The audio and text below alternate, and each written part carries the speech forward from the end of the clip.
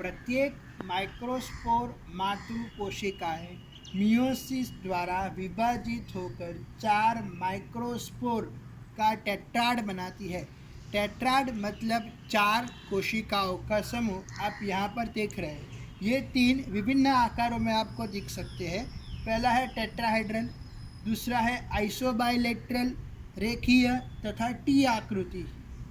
इसमें चारों चार एक ही समान एक ही दिशा में दिख रहे हैं। यहाँ पर चारों एक के पीछे एक ऐसे दिख रहे हैं और टी आकृति में 2 ऊपर तथा 2 नीचे की ओर दिखाई दे रहे हैं। अब माइक्रोस्पोर टेट्राड से पृथक हो जाता है। माइक्रोस्पोर जो है वो टेट्राड से अलग हो जाता है। ड्रोसेरा, टाइफा, एलोडिया, हाइड्रिलाम आदि में सभी चारों पराग कण पृथक नहीं होते। ये ड्रोसेरा, टाइफा, एलोडिया, हाइड्रिला, इसमें से ड्रोसेरा और हाइड्रिला पूर्ण जलोद्भिद वनस्पति है तथा टाइफा अर्ध जलीय वनस्पति है, मतलब उभयजीवी वनस्पति है। उसका थोड़ा कार्यकाल पानी के अंदर गुजरता है तथा थोड़ा कार्यकाल जमीन के ऊपर गुजरता है। मतलब जहाँ पर दलदली जमीन होगी वहाँ पर ये टाइफा आपको आसानी से पाया जाएगा। ये टाइफा मतलब टाइफा एंगुस्टिफोलिया, जिसे गुजराती में घा बाजरिया से भी जानते हैं। इसके जो पुष्प विन्यास होता है वो बाजरे की तरह होता है, इसीलिए घा बाजरिया की तरह पहचाना जाता है। और इसकी रुई घाव को आसानी से सुलझा देती है और घाव को मिटा देती है, और कोई भी स्कार या कोई भी स्कार या कोई साइड इफेक्ट नहीं होता। सबसे अच्छी वनस्पति औषधीय वनस्पति है घाव को रोकने के लिए, घाव से बहते खून को रोकने के लिए। इसमें सभी चारों पराग कण पृथक नहीं होते हैं, इसलिए संयुक्त पराग कण का निर्माण करते हैं। संयुक्त पराग कण का निर्माण ड्रोसेरा, टाइफा, एलोडिया तथा हाइड्रिला वनस्पति में आपको संयुक्त पराग कण का निर्माण होता है।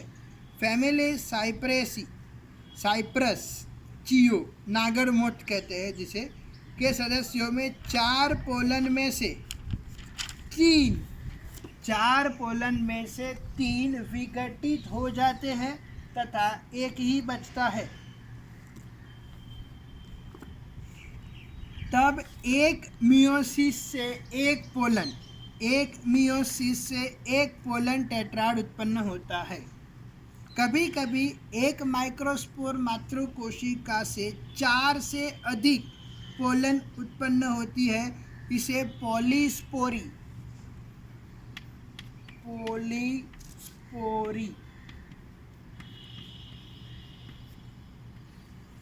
पॉलीस्पोरी भी कहते हैं, जो कि कस्क्यूटा अमरवेल में दिखाई देता है, जो कि एक अपूर्ण परोपजीवी या अमरवेल संपूर्ण परोपजीवी वनस्पति है। कैलेट्रोपिस तथा कुछ ऑर्किड में एक एंथर पाली के सभी परागकण एक जटिल संरचना का निर्माण करते हैं। इसे पॉलिनियम कहते हैं। आप सभी ने मदार का वृक्ष देखा होगा, जिसके फूल हनुमान जी को चढ़ते हैं, वायलेट कलर के फूल होते हैं।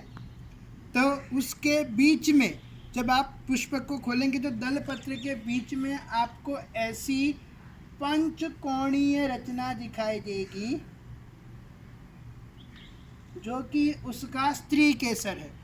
और इसके यहाँ पर आप उसका अनुपस्थित छेद लेंगे तो आपको दोनों ओर कान की बूट जैसे पराग पिंड लगे हुए दिखाई देंगे दोनों बाजू पर, इस तरह की। तो ये है पोलिनिया। क्या है? पोलिनिया है।